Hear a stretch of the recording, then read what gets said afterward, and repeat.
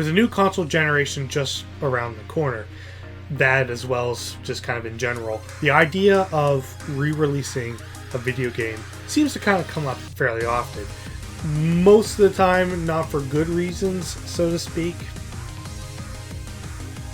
But more often than not, it's always seemed to kind of be a good thing to bring some games forward, whether it be for releasing it for a new generation of people on a more popular console, whether it be to just add new ideas to a game to reinvigorate it, or whether it just be to show off and just overhaul the game completely while still maintaining its core features.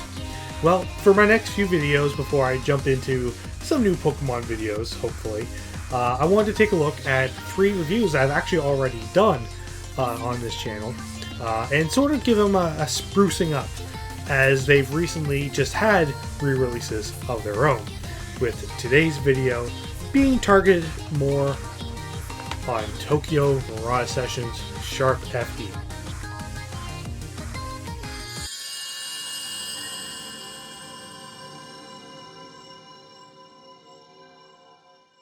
Tokyo Mirage Sessions Sharp FE. So originally, Tokyo Mirage Sessions Sharp FE released on the Wii U in December 26, 2015 in Japan, and then June 24th and 25th, 2016 everywhere else. It starred Itsuki and his friends as they basically took on the role of musical Power Rangers.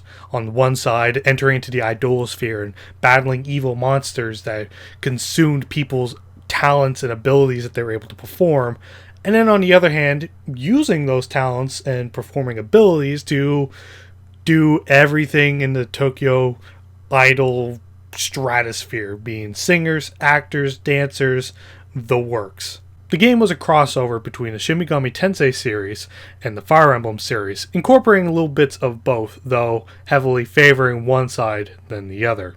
Combat in this game heavily consisted of a turn-based RPG system somewhat similar to Final Fantasy X, where there's a list of characters and enemies that will go in a certain order, and then they would attack in that order.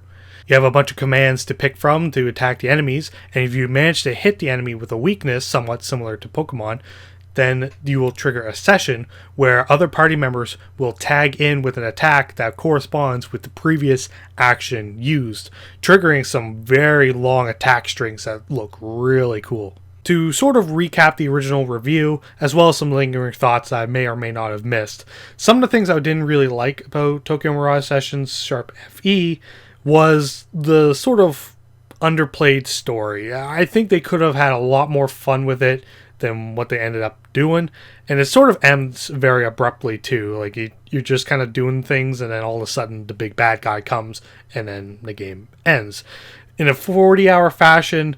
That's still pretty long, but I don't know, I felt like the game could have lasted a little bit longer. Because of the abrupt nature of the plot, it does make one of your party members, Yashiro, feel somewhat inconsequential to the story. They tried with him a little bit, and they did introduce him partway through, but the fact that you really only get to use him in combat for a total of 2-ish dungeons, it sort of sucks. I'd prefer to have been able to use my party members for a little bit longer.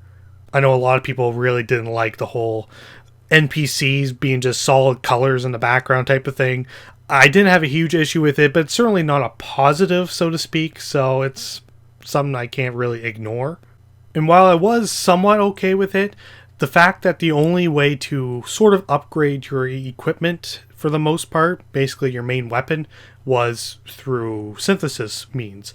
And depending on how lucky you are, it may or may not be a huge hindrance for you.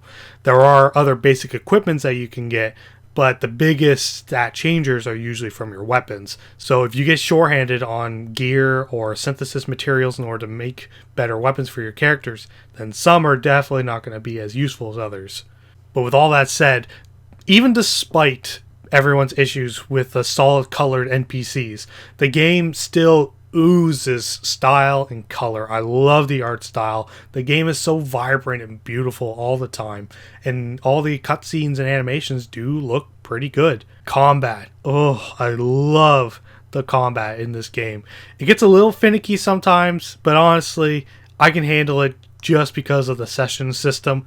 The sessions are so much fun to pull off, and it's something that you will do all the time, and it's basically paramount to succeeding in the game.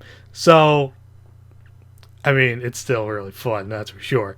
Mostly a subjective side of things, but honestly, if you're kind of into the sort of like slice of life anime, rom-com anime, or even to an extent harem anime, then honestly, I think you'll kind of get a kick out of the characters of the game, because it's just that quirky sense of humor that just always gets to me. Is definitely a subjective opinion, but is still a pretty good one in my taste, at least. And really, this kind of should be a no-duh due to the subject nature of the game and its world, but man, do I love the music.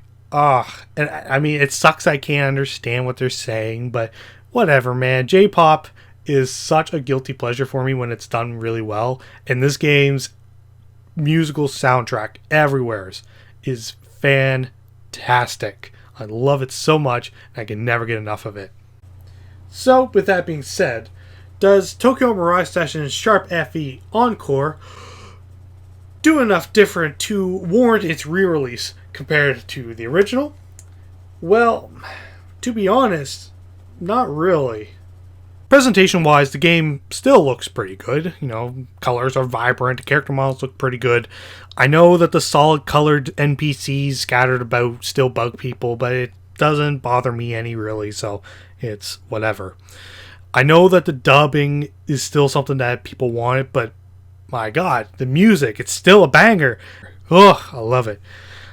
Again, I know people wanted a dub, but honestly, I think the original game still would have been in development if that was the case, because having to rewrite lines of dialogue, especially lyrics for music, can get really tough depending on how hard you really want to try to convey the original message, because stuff's going to get lost in translation. It always does.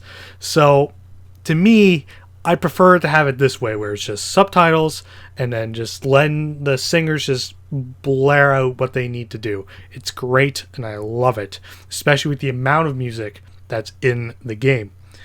It still would have been nice to have some sort of subtitles during the battles, since I still can't really understand what they're saying. I kind of wish I did, but you know, that's somewhat contradictory. But regardless, I'm okay with it. It's still great, and I'm still impressed that it's the original voice actors also doing the singing bits. That still baffles my mind. It's just, being multi-talented is just a Japanese norm, I guess, you beautiful people.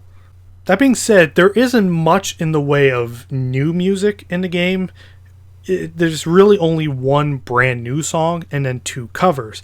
Kiria singing Feel, I believe, and Tsubasa singing Reincarnation, which are fine, though pale way in comparison to the original singers to the original song.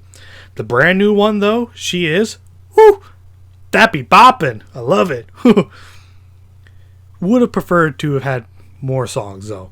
You unlock these new songs and more through the new EX story, as they call it, a special dungeon staged in the Bloom Palace. I say special, there really isn't much to it, and it's mostly used as a proxy to let you obtain the original game's DLC, some brand new outfits exclusive to this game, like Joker's outfit from Persona 5, more character development for Tsubasa, Kiria, and kind of Itsuki, if you really want to think about it, and more excitingly, new session abilities for some secondary characters. Yeah, the combat at its core never changed either. It's kind of a shame, because they advertised Itsuki being replaceable in battle, which would have been kind of neat, though that's a New Game Plus exclusive, so boo. However, Tiki, Barry, and Maiko can be unlocked to join you in sessions, each one only having one way to trigger them, but the added flexibility in them being there led to better flowing, longer lasting sessions, and it's beautiful. The combat alone is what people should be playing this game for in the event that the silly story in J-pop doesn't draw you in, and these added sessions make it way more entertaining. And that's basically it. Honestly, a lot of the stuff that I said in my original review kind of still rings true for the re-release. Yashiro is still kind of a letdown for a party member. The story's really short and ends very abruptly as well. And especially if you were to compare it to other Persona games, at least. I know it's Shin Megami Tensei in general, but I'd like to still kind of compare more to Persona than anything. Then it really isn't that complex. It's much more straightforward and way simpler. But with all that said, I still really enjoyed the game. The combat is so much fun, the music is great, and the characters, if you're into that sort of corny, cheesy side of things, you can get a laugh more often than not out of your playable characters. So I still think that there's enough there. And the only reason I think that the game did finally warrant its re-release is just due to the nature of the console it was originally released on. Very, very few people bought the Wii U. Most people didn't enjoy having the Wii U for some reason. I didn't mind it. I thought it was alright, but I know that there was marketing issues and that there was just confusion with it and whatever. All that aside, with the game being released on the Wii U, it didn't find as much success as I think it could have, but with now being on the Switch, with the Switch being a way more popular console, one of my favorites in a long time, it's definitely should see more success on this console, and I think it's finally had the chance to open its wings and finally show off what it can really do. And that's all I can really hope for, at least. I still don't really see a whole lot of people talking about it, unfortunately, but that's why I want to get the word out. In this case, get the game. It's great. It's a lot of fun. If you're looking for something a little more bite-sized, then this is probably your RPG in this case. But with all that said, that's it for this review. So, thank you all so much for watching, and next time, we will be taking a look at another Atlus property, as we will be taking a look at Persona 5 Royal. Oof, it's a doozy of a game, but I can't wait to talk about it. But anywho, thank you all so much for watching. If you like what you saw, you can click right up here to check out some of my other videos that I've done, or if you really feel like it, you can click right up here to subscribe. And until next time, guys, I will see you all later.